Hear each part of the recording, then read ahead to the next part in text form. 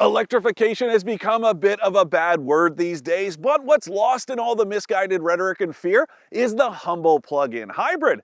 That's right, PHEVs like this Toyota RAV4 Prime will still be fair game in 2035 and beyond, perfect for those who don't think they're quite ready for an entirely electric vehicle.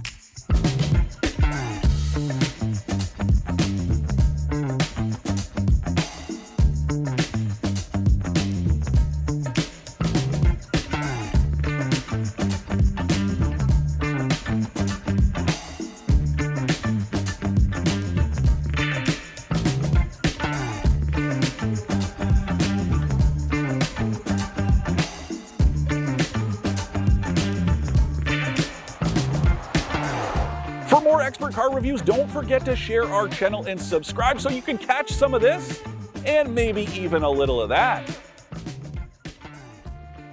All right, let's go over a couple of quick points before we get into the details about this RAV4, starting with those federal regulations. Now, of course, they could change between now and 2035. That is the year that the federal government claims the sale of new gas-powered vehicles will come to an end. Now, it's like I always remind you guys, whether in these videos or on the Own the Road with AutoTrader podcast, nobody is coming to take your gas-powered vehicle. It just means new gas-powered vehicles are supposed to end in 2035. But as of right now, those regulations mean that plug-in hybrids with an 80-kilometer minimum range will still be available. That could change.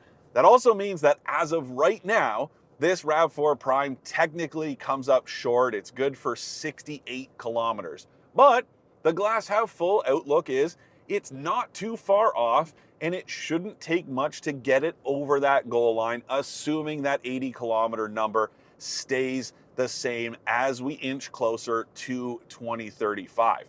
And then the other thing we should talk about, I know it's a bit of a touchy subject, but it's about supply. These things are hard to come by across this country and pretty much anywhere in the world. Keep in mind, people are fighting for these things in every market that Toyota sells vehicles in. They are very in demand. I know some people are on years-long wait lists. It's very frustrating. I get that, but I cannot comment on that because those change. And you could also walk into a Toyota dealership and just by total fluke, they have a canceled order and you might be able to get into one. So all I can talk about is my experience here and not what may or may not be happening in the market.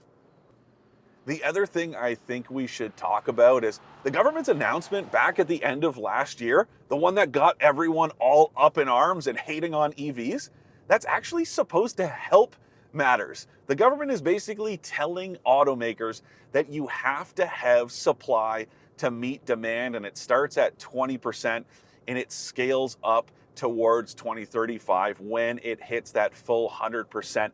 I'm not sure what happened. All these people that have been living under rocks, I guess, and didn't realize that this target of 2035 existed before December of 2023. But anyways, that announcement is supposed to help matters. And again, it's not all about pure EVs. Plug-in hybrids like this one count too. So that's the sort of macro stuff that's affecting this RAV4 Prime. But talking about the everyday stuff, there's really nothing standing in its way. This is easily one of the most approachable vehicles on the market today. Yes, that applies to every version of the RAV4, the gas-powered version, the conventional hybrid, and this plug-in hybrid. But that's kind of an interesting point because there's nothing different about this. It doesn't feel all that different from the conventional hybrid when you are driving it every day. There are a couple key points though, in order to sort of maximize the efficiency and really make the most of it. What's the point in buying this if you're not going to use it for what it is made for? So there are some buttons down here on this center console that you need to concern yourself with, at least again, if you want to maximize the value of this thing. And that starts with this button here that you can toggle between hybrid and electric mode. Now, unlike a gas-powered vehicle, electric ones, they use more energy on the highway versus a gas one that burns more gas in the city. than it does cruising out on the open road. And that's where this button comes in handy. So let's say you're leaving home and you live in town. You're going to want to have it in electric mode to use that energy where it's used best, and that's around town. But then once you hit the highway, you want to toggle over to this hybrid mode so that the gas engine and the electric motors are working together. And then for that kind of last mile, you get back into the city, you're finishing your commute on the way to the office, switch it back over to electric mode so you can once again maximize the efficiency of the energy you're using. Now, again, you do not explicitly have to do that, but that is the way to make the most of the RAV4 Prime. And that's what I've been doing this week, and it's very easy to do. Now, I picked it up with a full charge and a full tank of gas, just the way you want it. So I had about 68 kilometers of electric range, and I started in electric mode as I left the city. Did a little less than 20 kilometers before I switched it over to hybrid mode for the secondary highways north of Toronto. And after I did about 180 kilometers, I was burning an indicated average of 5.6 liters per 100 kilometers. That's better than the 6 this thing is rated for. And the cool thing here, this is just about as efficient as the conventional hybrid version of the RAV4, which isn't always the case. You have some plugins where they are not quite as efficient once the battery is depleted, but Toyota's really mastered the art of gas electric operation, whether it's the conventional hybrid or this plug-in. But again, it's best to make the most of this 18.1 kilowatt hour battery pack. Otherwise, you're just carrying around a bunch of extra weight for no reason. This thing is also more expensive than the conventional hybrid, and the wait lists tend to be longer for this version. So if you aren't going to charge it as often as possible, you may as well get the conventional version and save yourself some money and some waiting. Now, the Prime uses the same 2.5 liter 4-cylinder engine as the conventional hybrid, and it's paired with some electric motors. It makes 302 net horsepower, which is quite a bit.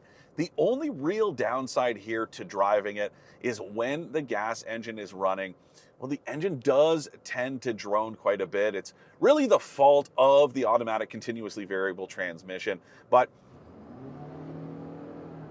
it's kind of loud and unrefined. Don't love that so much, but it's easy enough to live with. And it's also just one more reason to drive this thing as efficiently as possible. Well, if you're not using a heavy foot, it's not as noisy. Pretty simple if you ask me. And again, that efficiency is what it's all about. The cool thing too, Toyota is alone in how it builds its hybrids. So this thing has that gas engine and a couple motor generators under the hood, one that drives the wheels and one that puts energy into the battery pack. And then there is a separate electric motor in the back. It's independent of the rest of the powertrain. Yes, of course, it feeds off of that battery pack, but it is not impacted by what's happening under the hood. This is a bit of a slip and grip all-wheel drive system. It also works when you're accelerating. It sends a bit more power to the rear wheels than the front ones, but then as the speed increases, it switches to front-wheel drive. The only other time it runs in those rear wheels is if you are reversing. It's going to power the rear wheels. But other than that, the system just kind of does its own thing, and it does that very well.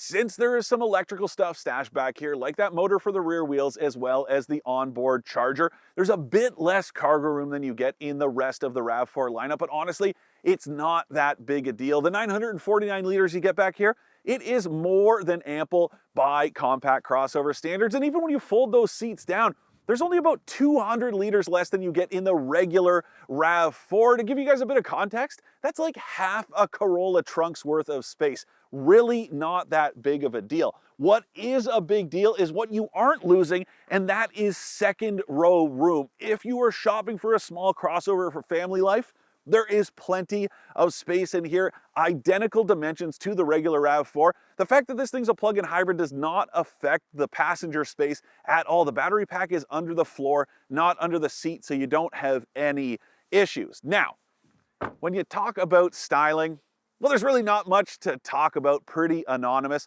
although I don't think it's that big of a deal. sometimes it's nice to blend into traffic. What you are going to notice if you are looking very closely, some unique wheel designs, black painted accents, and some badges on the fenders as well as the tailgate. That is about it.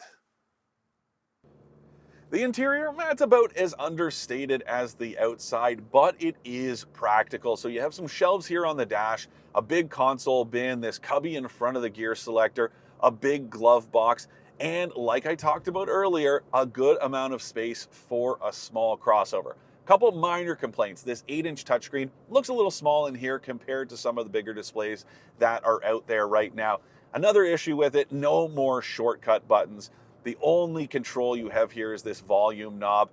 I also will say this thing has wireless Apple CarPlay and Android Auto, but I have had nothing but issues this week. One day it works fine, the next it doesn't. That's not necessarily a Toyota problem, that is an Apple problem. But to give you guys an idea, half the time I have to have my Google Maps open on my phone with the screen unlocked in order for it to track what I'm doing on the infotainment display. Doesn't make a whole lot of sense, and it is pretty frustrating.